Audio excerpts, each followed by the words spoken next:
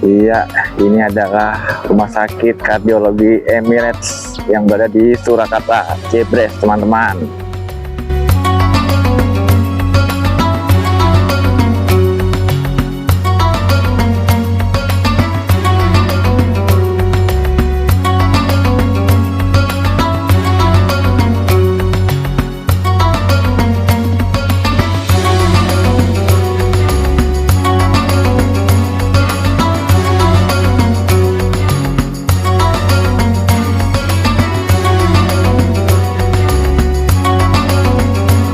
Emirates Indonesia Cardiology Hospital. Nah, kita akan masuk, teman-teman, room tour.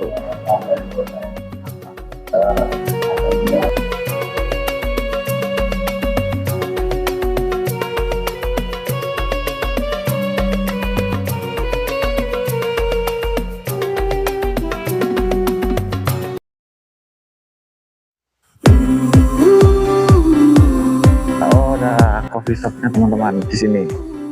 Kita lihat dulu.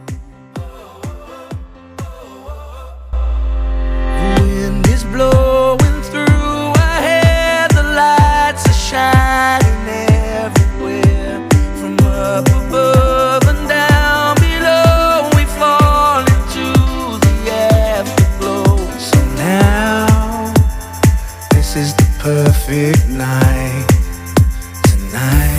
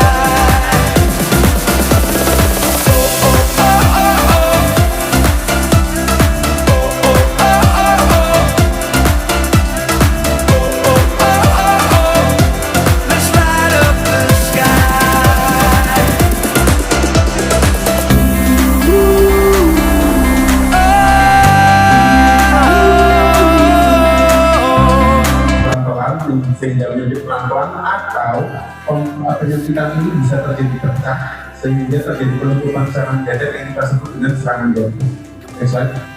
Mengenai pembuluh darah koroner, kita lihat awalnya lancar pembuluh darahnya, terus kemudian ada timbunan dari kolesterol tersebut menumpuk.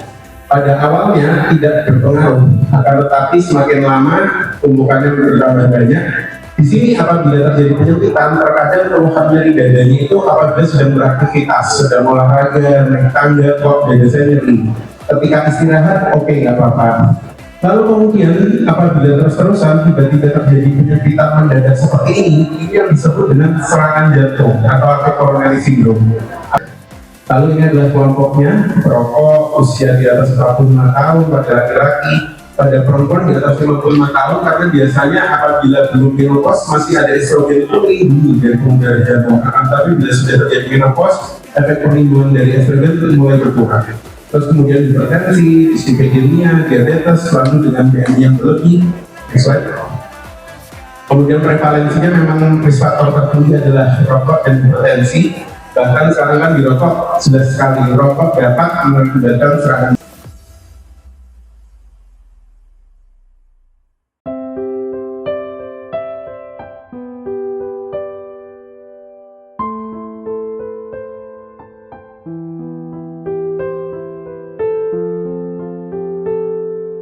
Masih nyambung rokok itu lagi ya kan?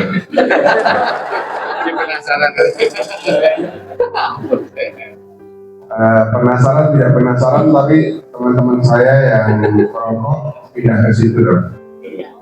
Saya sendiri nggak perokok. Cuman anehnya juga ada banyak juga teman-teman saya yang tidak perokok menjadi perokok. Lebih aneh lagi teman-teman saya yang menderita sakit tidak merokok dan menjadi perokok. Nah, saya sempat menanyakan itu dong, dan kemudian yang herbalnya benar ya dari tumbuhan herbal. Tapi prosesnya seperti apa? Katanya ada hasilnya. Saya hanya ingin KI bisa mungkin memberikan opini atau kajian, karena sekarang kan lagi marah. Yang paling mendasar yang membedakan, saya juga mencoba dalam artian saya bukan perokok, tapi penasaran. Dan istri saya adalah orang yang sangat peka terhadap bau rokok gitu. Saya nggak merokok, tapi dekat dengan teman-teman masuk mobil, habis gabung sama teman-teman merokok ya? Iya. Jadi saya perokok pasif tadi. Hanya ketika saya dipengaruhi salah satu tokoh untuk dilatih merokok, ternyata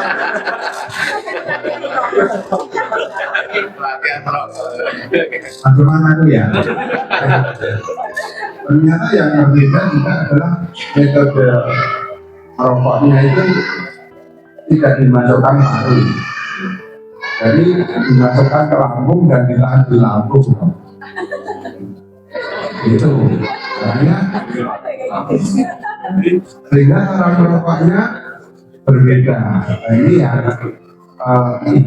ternyata juga saya lanjutkan respon istri saya ketika saya menghabiskan satu ler itu, dan kemudian masuk mobil. Istri saya tidak tahu kalau saya habis merokok. Jadi saya agak condong-condong itu mulai begini, agak bahaya gitu. Mohon nanti bagaimana dari ini yang profesional di bidang itu bisa memberikan opini, karena kelihatan teman-teman saya di sini diam-diam juga mencoba ini. Ya, terima kasih. Nanti Dokter Dama tambahkan ya terkait tadi ada teknik. Saya juga kurang paham, ternyata ada teknik berbeda bisa dimasukkan di lambung. Ya, kalau saya tidak salah, sebenarnya kan bahaya di rokok kan juga salah satunya kalau ketika di situ ada zat adiktif ya Pak. Zat adiktif itu yang membuat ketergantungan sehingga kita sebagai perokok itu akan tidak bisa lepas. Nah, sebenarnya hal yang menarik lainnya itu ganja Pak. Ganja itu juga sebenarnya kan yang dikhawatirkan kan juga zat adiktifnya. Nah, di luar sana ketika luar negeri banyak melegalkan ganja medis ya, itu yang harus dipahami oleh masyarakat di Indonesia bahwa ada dua komponen yang di luar negeri bisa jadi dominannya yang CBD, cannabidiol. Cannabidiol ini tidak menghasilkan zat adiktif, jadi dia ada efek menguntungkan buat tubuh, itu dimungkinkan di CBD. Yang satunya lagi THC itu yang adiktif. Nah, di masyarakat Indonesia justru ganjanya dominannya di THC-nya. Jadi jangan ketika luar negeri ramai-ramai ingin melegalkan ganja medis, kita harus mengkaji lebih dalam lagi. Dari suatu takaran tadi, misalkan kayak tembakau, ini kan yang merugikannya kita lihat dulu dari zat aktif yang itu tadi. Ketika kita itu zat aktif, berarti kan tidak bisa kontrak seperti hanya kayak kita minum jahe, minum kunyit, temulawak, itu kan nggak ada zat aktif. Mau minum ya boleh, besok nggak minum juga nggak boleh. Tapi berbeda ketika rokok. Nah, rokok itu ada zat aktif dan di situ ada unsur zat kimia yang lain yang bisa membahayakan tubuh sehingga dikhawatirkan itu akan menjadi ketergantungan dan menjadi kronik. Nah, mungkin kalau kita buat suatu telaah kajian, ya mungkin dari bersama kamu nanti bisa bikin rokok herbal tadi ya, untuk kita memberikan edukasi ke masyarakat. Nanti saya buat edisi podcast sendiri atau mungkin bincang sehat atau bincang jamu yang ada di UPR. Nanti bisa saya ini kan Pak. Mungkin ikutin IG kami ya, untuk medikus tahu kamu. Ya, terima kasih.